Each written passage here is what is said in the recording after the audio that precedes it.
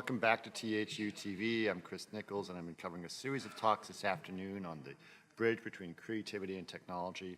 And I've got two very cool people that are here that are going to be talking about some awesome tools that are being developed that is specifically about the subject that I'm very interested in. So we got Brian and Angus, right?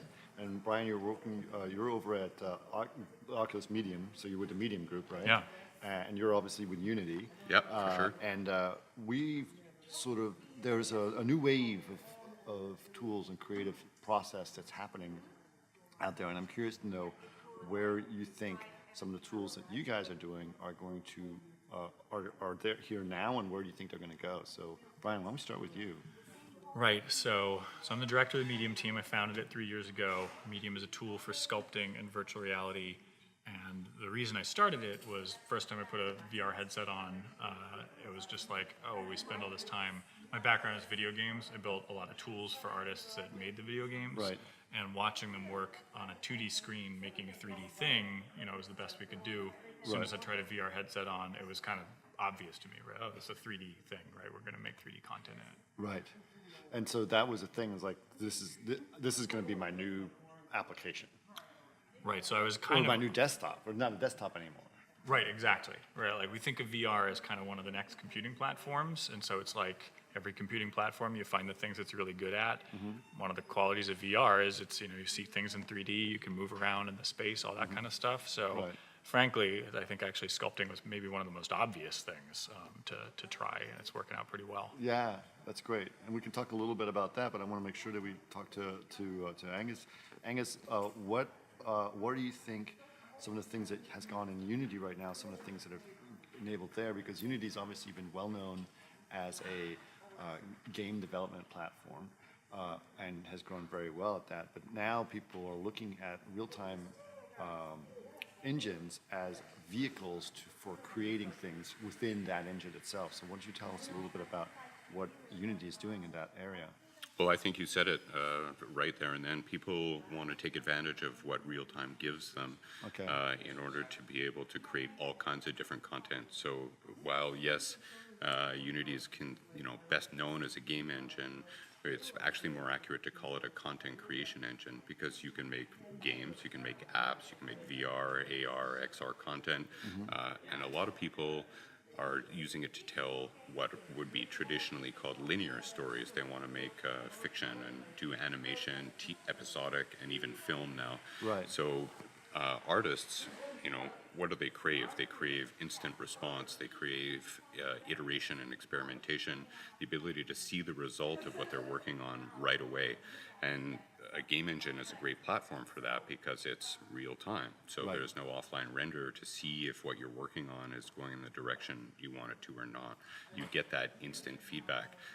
You were talking with Ian Spriggs before. Yeah. He was telling me the other day, it's like, well, it's awesome. Instead of getting an image basically an hour, I get 30 of them in a second. Right. So I'm instantly seeing if the work I'm doing is what I want it to be, and then I get to stop and either change direction or my idea or pursue it, keep going that way.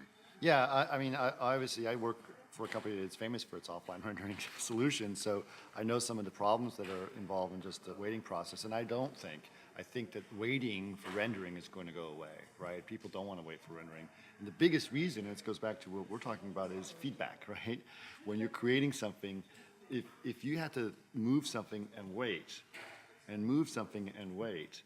you're less likely to make big changes or to see where you can possibly go. What you want to do is you want to be able to move it and then you're done, right? So the only way that's going to happen is if you see it, right? And if you see it in 3D and you sculpt and stuff, you can do it in 3D packages, but you kind of do that and then you got to turn it around and do it again, turn it around. That motion is all together, right? Your whole body becomes part of it.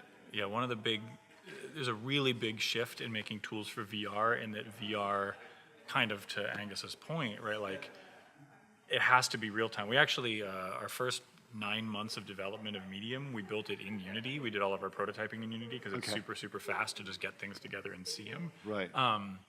And because you need a real-time engine, right? Because, on a monitor, you can render the 3D window and then leave it there until it needs to change. In VR, you got to render 90 frames a second, right? And so it's a challenge, but it also means that once you get used to that, once you get in that headspace, you're building a thing where, yeah, it's super responsive. You just move your head around. Right. But what do you think about that? I mean, specifically because I know part of the issues of VR is latency, right? You have to go away with really low latency to get that response. Do you think that's just a massive opportunity of a huge amount of hardware that you can buy or have to buy to do that? Or do you think that's going to start to go away? Do you think the development of hardware is making it simpler to do that? I think we're at a point, right? In medium, you can render with a pretty beefy PC, but still you can have a mesh that's 10 million triangles, right? And it can still be keeping up. That's amazing. I think a lot of it is that VR development's a little different. You really want to come from more of a game programming background because you have to think about it differently. So when you're sculpting in medium, the sculpting operations, if you're doing a really huge like add of a lot of clay, that happens on a different thread. It's not necessarily running real time, right? But the rendering is always keeping up, and that lets us kind of keep the performance there because you don't want judder or anything like that, but still do really significant, substantial stuff. Yeah, I mean, so Angus, have you found that there's been this, obviously you guys have a real-time engine. Has there been a huge amount of demands to make sure that your, real-time engine is meeting all those VR standards? I mean, it's got to be pretty tough for you on that front.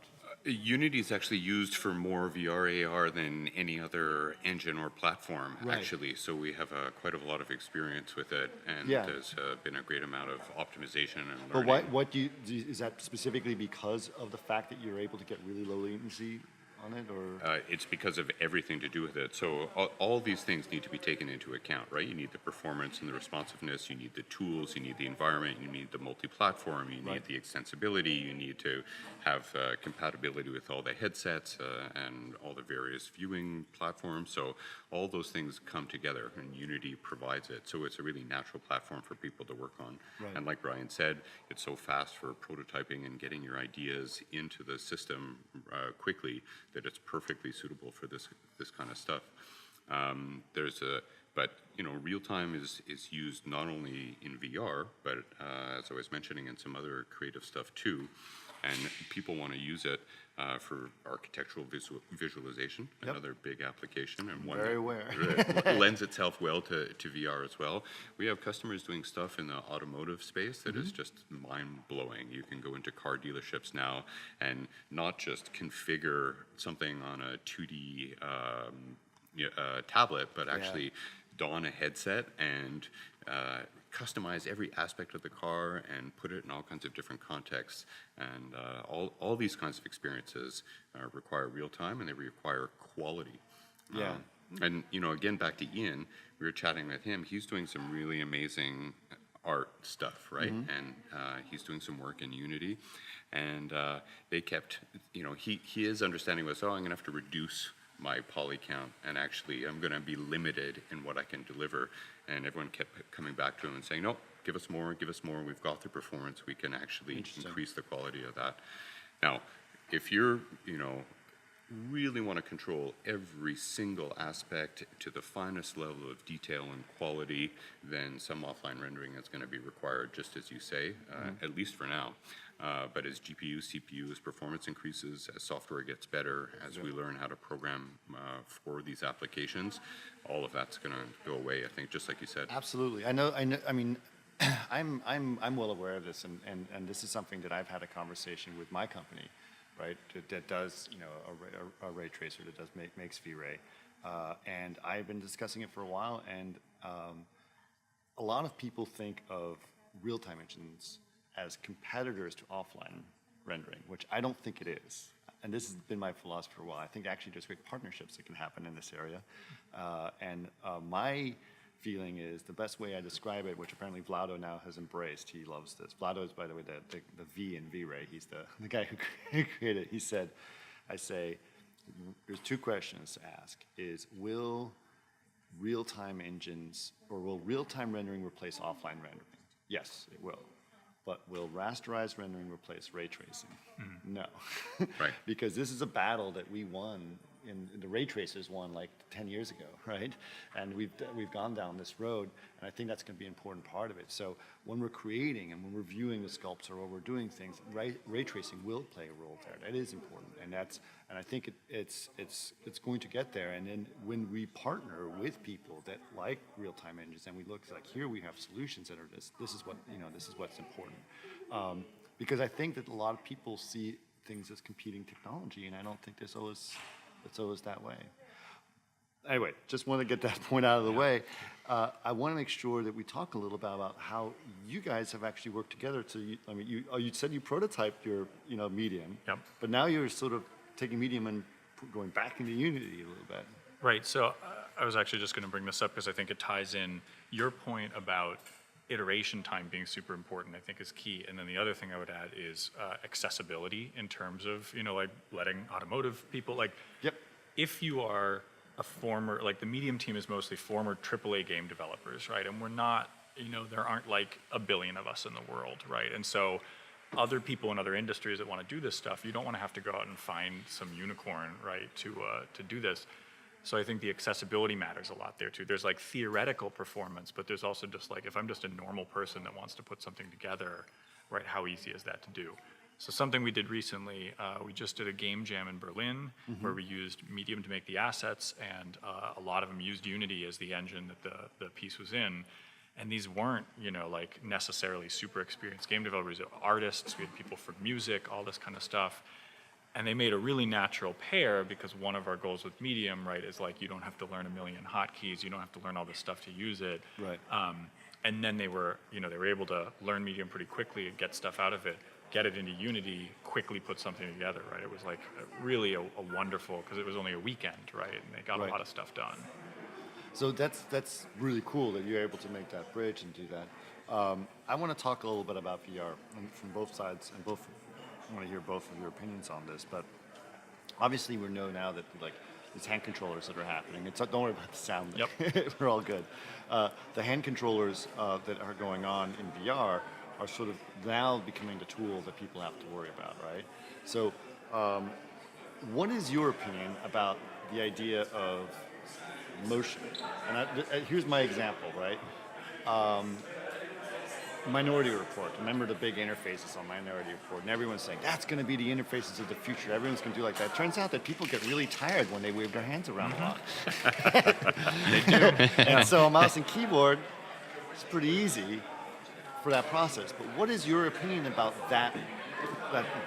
those motions? Well, so there's different ways of using the hand controllers. I think one of the design challenges we've had with the hand controllers is just that a keyboard is an easy fallback because you've got 102 keys and you can chord them together. And so if you're just like, oh, we need this weird extraneous setting, you can just throw it on a hotkey. Right. I would say the biggest design challenge with the hand controllers is just you have a limited set of buttons.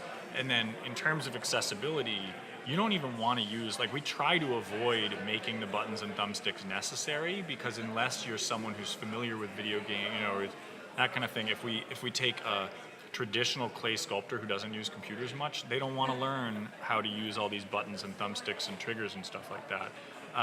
That I think is really more the challenge. In terms of the ergonomics, there's actually a really good book called Make It So, which is an analysis of user interfaces from science fiction, right? Like movies and all this kind of stuff, and the lessons that you take from that. But most of them, like Minority Report, isn't a UI you would ever deliberately use for real. It was designed to look really visually impressive. Right. But yeah, it's more just like holding your arms up with your shoulders is really tiring. Right. We often demo Medium standing because it feels really dynamic and it kind of encourages you to move around. But a lot of the artists that use it just sit in an office chair. We make it so you can grab your sculpt and hold it wherever you want. So they just work with it in their lap. And it's exactly the same ergonomic position you'd be using with a keyboard or mouse. We have one artist who's like, oh yeah, I just lie on my bed. It's like, that's how I use it. So I think it actually I think the hand controllers give you a lot of freedom to do, however you want. And you feel that the controllers, you can just still pick up all the very, very fine movement, right, even at this level. Yeah, early on when we were prototyping Medium, the touch controllers didn't exist yet, and we were using some third-party alternatives that didn't have as much precision, and so a lot of our design changed when we got the touches because sure. they're super. I mean, the precision on them was kind of exceeded what I thought we'd be able to get out of them. Right. So so when you was talking about creating a medium and it first prototyped it on Unity, do you feel that there are people out there that actually use it? It's almost like, it's very meta in a sense. You're using a tool to create a tool to make a tool, right? It's very meta, and that's one of the things that it is really interesting about Unity. What I like, the interesting example is, well, you could actually use Unity to make Unity. Right. So to get your head around that one, right? Yeah. Unity is actually an environment for authoring software, really. A Yes, computer it is. game is software, and apps are software. We think of it as a game and that it might be different, but actually that's what it is. So you're in an authoring environment that's got a specific front end that's customized for the application that you've got at hand, right? Right. So in the world of VR, we've actually done some amazing things. There's this prototype that we've built called Editor VR, and you can actually don the headset and use Unity in VR and actually author your space in really? VR and do all the controls. So that's incredible. So you can imagine some converged environment where not only are you creating the assets and the digital content that you want to use in the game, Right. but you could actually do the authoring in that space. And we've seen even this week in the collabs here at THU, there are a couple of there's one of the projects is VR, Right. and you see the artist is sitting there taking the headset on and off, and it interrupts them and it gets in the way of the creativity and the flow and all that kind of stuff. Right. So you want to be able to have that same interactivity in preview in real time with your physical inputs as well as the response from the authoring environment. Right. So all kinds of stuff that's really cool like that, and it's going to be interesting to see how those develop. And as far as the ergonomics go, for sure it's tiring to stand there with your arms in the air, but you can really relate to that sense of, okay, I'm going to actually immerse myself. And speaking with artists here, everyone's talking about how, well, these digital interfaces are great because of what they give you, but really artists they're analog in so many ways, right? They're used to dials, they're used to levers, they're used to brushes and pencils and paper and canvas and paint and all these kinds of things. So the more tactile and the more the creation environment resembles what they're actually working on, I think the better they're going to be able to adopt these technologies and produce great content. Well, that brings up a good point. Obviously you brought up the idea of looking at the tools, right? The tools that you use, or the representation of the tools almost in whatever environment you're doing. What do you think is going to be a trend in this area, right? Where do you think it's going to change? How do you think interfaces are going to change, or where do they need to go, or what's going to happen there, so that, like the guy who's sitting in bed and working in VR, what is his tools that he uses in VR? Right, it's an interesting thing right now because VR is both a superset of reality and also a subset in some ways. Like, we don't have haptics in the sense that you can, like an artist will have like a box of tools and you'll be able to recognize the rake by the feel of the handle, right? You don't have to look over. So we did a bunch of interface prototyping early on where we would have kind of more like skeuomorphism, right? Like things that were in the world that looked like the thing you expected them to look and when like. you picked them up, it'd be tracked or something. Right, but it was like, well, you had to put them kind of further apart than you kind of really would in the real world because you can't just pile them all in a box and kind of rifle through it yet. Right. At the same time, it's like you can have an infinite number of them, there's no gravity, all this other stuff that's kind of a superset. So I think I think basically my answer is going to be kind of a dodge, which is like, we just need a lot of people trying a lot of different experiments because we don't know the answers yet. Right. I think the initial applications, like, I don't think that Medium, we're going to look back in 10 years and be like, wow, those Medium guys really figured it all out. It's like, we're trying a bunch of experiments. Everyone else is trying a bunch of experiments. Slowly we'll figure out, it's like copying the real world is good for some things, but really isn't the ultimate goal. Yeah, exactly. That's kind of my point is I don't really know. I think there's going to be something that like completely unexpected, right? That suddenly, I did not expect this to actually work, but this is actually very natural, right? And I talked about it, the actual Oculus handsets, right? When I look at those physically in the real world, I'm like, there's no way I'm going to learn this tool. This makes no sense whatsoever. And then it was the most natural. I don't know who designed it, but they're brilliant. Because the minute I put it on, I was like, this totally makes sense to me. Totally makes sense. And I could see my hands, and you can hide them if you want to, but seeing my hands helped because it felt very real. And so it made total sense. So someone's going to do that, but in VR. Yeah. And I'm hoping that's like where it's going to be that moment, right? Because I don't know. I'm just curious about the tools that people are using and how those interfaces that are not beyond the game interfaces, right? That are I worked in visual effects for years, and I sat at my desk for 12, 14 hours. And if I'm going to do that in VR, I better have a nice set of tools to do that, right? Yeah. Right, not to mention, a lightweight headset and, no tether maybe, Right. and the ability to share the work with somebody and have that teamwork. And so I think there's some advents that still need to happen in terms of the actual physical interface into the virtual world before they can be fully adopted. And so there's a lot of innovation yet to come on those fronts.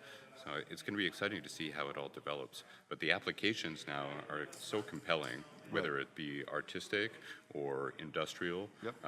Your examples of, Brian's example of like reaching for a tool, you can imagine all the medical simulation. Yes. And you've got your AI assistant giving you the scalpel and as you go through the procedure, and how great it'll be to when we finally end up having our bypasses that the doctors, properly trained and practice and knowing what to do. So all those kinds of applications are really interesting and really exciting.